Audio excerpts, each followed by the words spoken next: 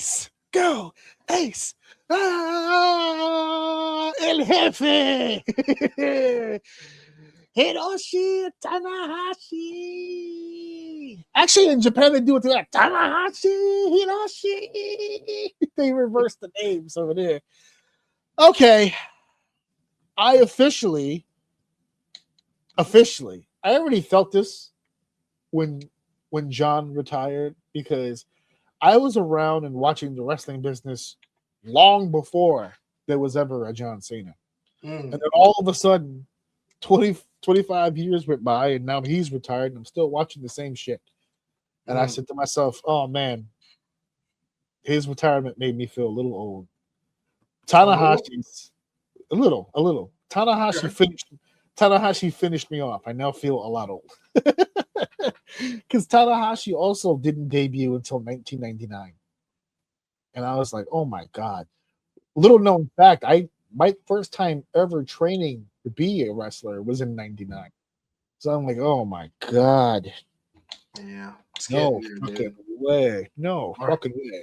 Now I know you have some limited exposure, obviously, to Hiroshi Tanahashi. Sure. Yeah, absolutely.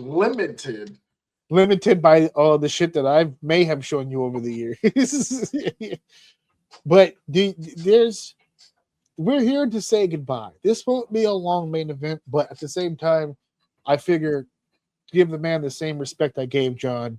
We're talking, he gets the last slot. How about that? We're not going to sit here all day because obviously Dave doesn't follow New Japan. I don't follow New Japan. I have a great connection. You have history. You have a history with New Japan. I have not just. I wouldn't put yourself next to me. Like I know almost nothing. Maybe like 5 matches. But I met him before I met New Japan, because and I'll pull it up now because I was going to use it as a form of reference. But Japan in general in the old days, some of the old ways of training young lions in Japan is not just to train within the home and not just train within the Japanese style, but they would very often send their talent that they feel are ready for such exposure to get that experience worldwide. So they would send their talent to Mexico, send them to the States, send them to Europe to gain more worldly experience, and then bring that back to Japan and become a more well-rounded performer. Tanahashi was one of those individuals. The first time I ever heard the name Hiroshi Tanahashi was actually in TNA, because that's what I used to watch at the time. And he had a few matches there in TNA. As a matter of fact, it's in front of me. He had some runs in TNA. He had some appearances in 2006, 2008. And by the time he had come back in 2023, the man was already a legend. He wasn't just any other Japanese guy showing up at TNA. He was Tanahashi. That's different. It's a different vibe. It's a different world. And so this guy, Hiroshi Tanahashi, for anybody out there that loves professional wrestling, doesn't know too much about New Japan Pro Wrestling, he is their John Cena. I mean that almost to the hilt. They debuted in the same year. They trained and became major players very fast.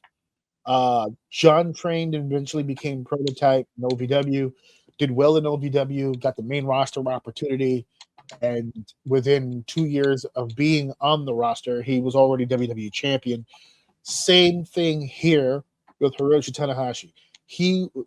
They call him the ace. Here in America, we have things like franchise player or captain or whatever. He was the ace over in Japan. He was the man. We could do this dance all day, but IWGP World Heavyweight Champion 8 times. That is the most all time. He has been IWGP Heavyweight Champion more times than any other human being on earth. The closest person to him is 6. And Okada is the only person that's held the belt longer. He only has 5 reigns to Tanahashi's 8, but he's held the title slightly longer. Okada has held the total time of reign for 1,790 days. Tanahashi, with his 8 reigns, had it for 1,396. So Okada had some long reigns in there, but he didn't win it as many times as Tanahashi did. And you can do it all down the line. 2-time Intercontinental Champion, 1-time television champion. He's been a tag team champion, never open weight 6-man tag team champion. This guy, the time-honored tradition in Japan is it takes a special person to win 3 titles in IWGP, which would be the heavyweight title, the tag team title, and whatever mid-card title they have at that time. There's been a few. There's been a television title, an Intercontinental title. So if you win 3, if you win all 3, you become a triple crown winner, right? Okay. There are not many triple crown winners in Japan. There just aren't. He did it 4 times. Then at one point there was 2 mid-card titles because they also created the United States title. There was obviously still the Intercontinental title. So now out of the blue, the ability to become a Grand Slam champion became a possibility, but at that time, so few people in the roster had even won the Triple Crown, that it seemed impossible that somebody would become Grand Slam champion. He did it twice. He not only dominated the heavyweight and the tag team division during his time, he also dominated those very same divisions before he reached the age of 30. There's an under 30 division that they used to have back in the old days. When he competed, he won those championships as well. He won the under 30 open weight championship league in 2005. He won the under 30 one-night tag team tournament in 2004. At one point in 2005, he was considered the heavyweight tag MVP.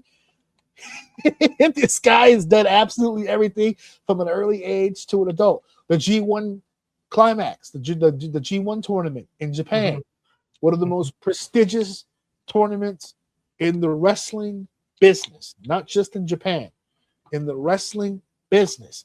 Very few people get to the G1 and don't walk out a star. He won the sumbitch 3 times: 2007, 2015, and 2018.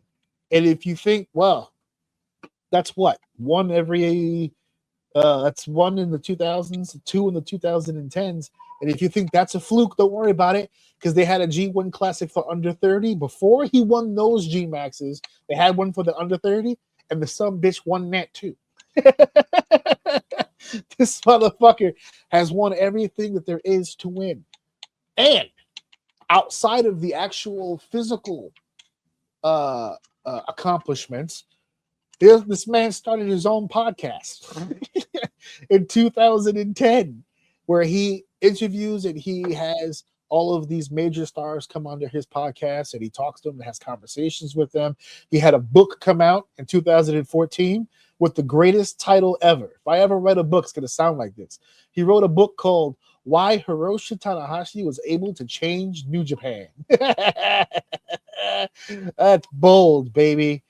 This motherfucker right here has done everything there is to do. Oh, and by the way, in 2023, the year before he announced his retirement tour, he became president of New Japan Pro Wrestling.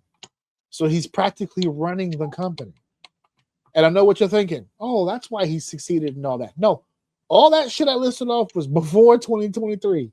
He was the man before they made him the man.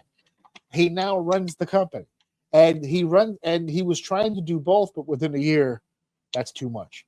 He's getting up there in age, and he just decided, you know what? I'm going to use 2025 as a farewell tour. And him and John Cena had farewell tours. They debuted in the same year. They both ran the companies that they were in the entire duration of their careers, and retired within 3 weeks of one another at damn near the same time.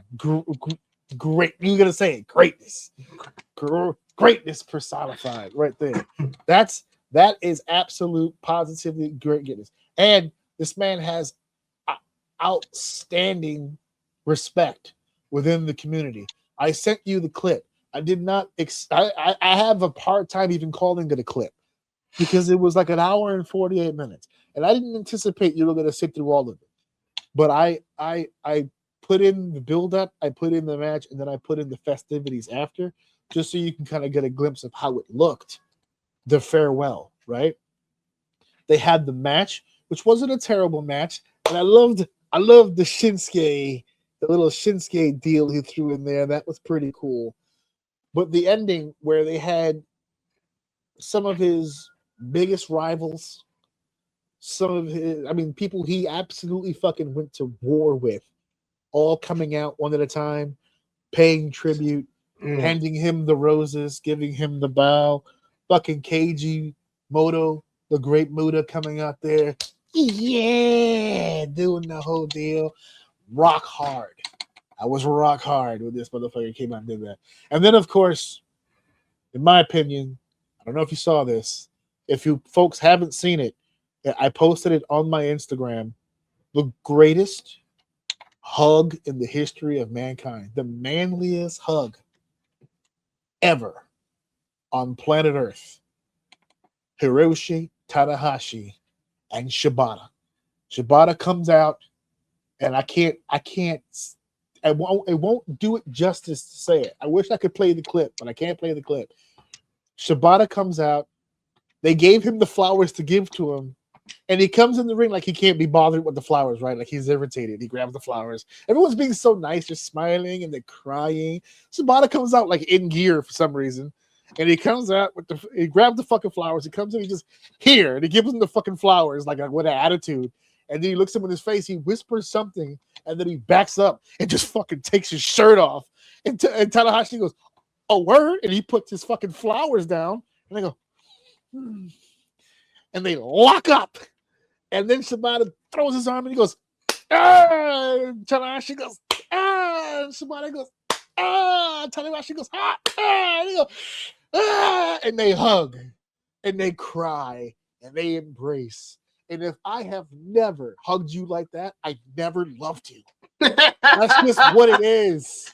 If we don't hug like that, did we ever love each other as friends? Probably not.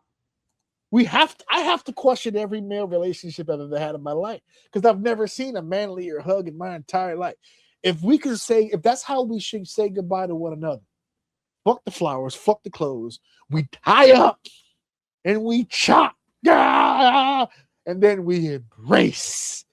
That's how you get your testosterone up and then you fucking hug. That's how it works. So absolutely, positively a great man who carried the company on his back with grace. Every single person, he's like Sting in WCW. People came in, he put them all over, they became huge stars, and then they would all just fucking leave. And then a new crop would come in, and he'd put them over, and they'd all fucking leave. And always the constant in New Japan, Tanahashi, always there, no matter what happens. But now, much like WWE, New Japan must find out what they are going to do without their ace. We're going to need a new ace. And the gentleman who won the IWGP heavyweight title that night, the way he's talking, I think he might be that new ace. I think they like him a whole lot. And this motherfucker basically went on TV was just like, fuck AEW. Fuck everything else outside of New Japan. Like, this is my home. This is the place. This is the best wrestling on the planet. This is number one. Remember earlier you were like, hey, don't set the bar that high. You gotta, nah, he's all the fuck in. If he could put NJPW tattooed on his fucking chest, if he was allowed to do that, he'd fucking do it. He lives and breathes this shit. I can't wait to see what happens with him. Watching this show as a whole kind of got me back into it a little bit. It's like a heartburn thing. Like once you take Tums, it'll pass. I'm hyped now because it's Tanahashi's farewell. I'm not gonna give a shit about New Japan in about 2 weeks, but I like where the program is headed now because they had so many gaijins, so many white guys, so many foreigners come in and dominate the scene. Like their main their main event scene for forever was Kenny and Will Ospreay and Jay White and AJ Styles. I'm not going in a particular order. I'm just naming people at this point. And they all came in, got the rub, and fucking bounced. So many other Japanese talent that have come through and bounced. They named the Three Musketeers. Tanahashi, when he graduated in '99, was part of a little backstage group called the Three Musketeers. 3 rookies got together and said, "You know what? I think if we band together, we could be really successful in this business." It was Tanahashi, Shibata, and Shinsuke Nakamura, and I think they did all right. They did okay. They did pretty good. I think the 3 guys did all right. They're just legends in the game. That's all. They're just, that's all they did. They just cemented themselves for the remainder of wrestling history. They did all right. They did all right. They did the best they could. They did the best they could. So, yeah. So we just wanted to take this opportunity to say goodbye to the Ace. Congratulations on a wonderful career. And wishing the best for New Japan Pro Wrestling moving forward. Hopefully they could get their shit back on track, because at one point, Jesus Christ, at one point they were a formidable company. So let's hope they get back to that.